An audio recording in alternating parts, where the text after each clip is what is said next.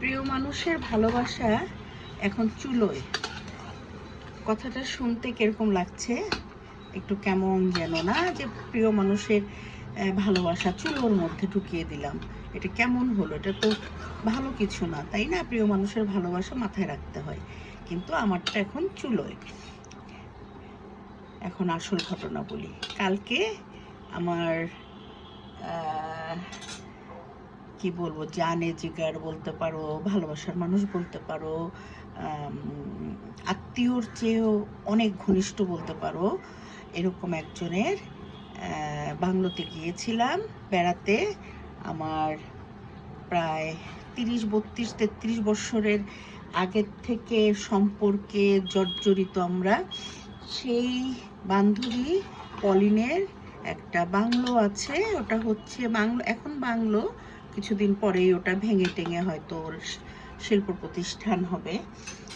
তো ওই জায়গায় গিয়েছিলাম আমরা সারা দিনের আনন্দ উল্লাস করতে, গেট টুগেদার বা একত্রে হয়ে মিলন মেলা। কিন্তু জনসংখ্যা আমরা 5 জন, কিন্তু 500 জনের মতো হই হুল্লা করেছি। এটা হচ্ছে মাস্টার বাড়ি, গাজীপুরে মাস্টার বাড়ি দিয়ে যেতে হয়। ওখানে ওই বিশাল এক জায়গা আছে, যেটাতে কিছুদিনের মধ্যে ইন্ডাস্ট্রি হবে। তো ওই খালি জায়গায় আমরা সারাদিন ছিলাম, খাওয়া দাওয়া, তারপর কিছু বাগান আছে, সবজি বাগান, ওখান থেকে সবজি আহরণ করা।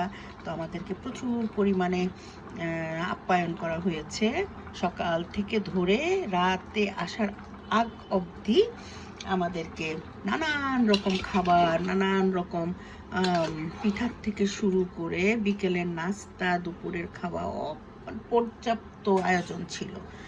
তো মজা করে আসছি, তখন আমাদের হাতে আবার একটা করে পোটলা ধরিয়ে দেওয়া হলো। আমার ভাগ্যে জুটেছে এই যে লাউটা। এই লাউটা আজকে আমি এই জন্য বললাম যে ভালোবাসা এখন চুলোয়। এত ভালোবাসার মানুষের জিনিসটা চুলায়, এখন চুলায় না দিলে তো আমি কাঁচা খেতে পারবো না, তো আমাকে বাধ্য হয়ে এটা চুলোয় দিতে হলো। এবং যখন খাবো তখন অমৃত সম স্বাদে এটাকে আমি গ্রহণ করব এবং মনে মনে ওকে থ্যাঙ্কস দিব, ওকে ধন্যবাদ দিব। তো আজকে ওই লাউটা রান্না করছি, যেটা আমি কালকে বান্ধবীর বাগান থেকে পেয়েছি। এটা রুই মাছের একটা মাথা ছিল, মাথা দিয়ে এই যে লাউ রান্না করছি। লাউ রান্নার রেসিপি আর কি বলবো, এটা সবাই জানো।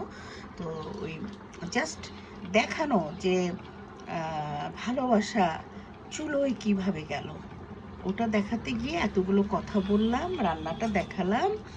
তোমরা ভালো থেকো।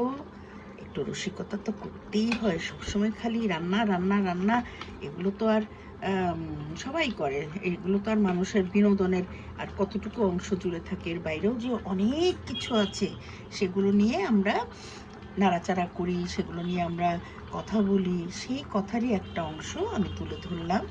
ভালো থেকো তোমরা, খোদা হাফেজ।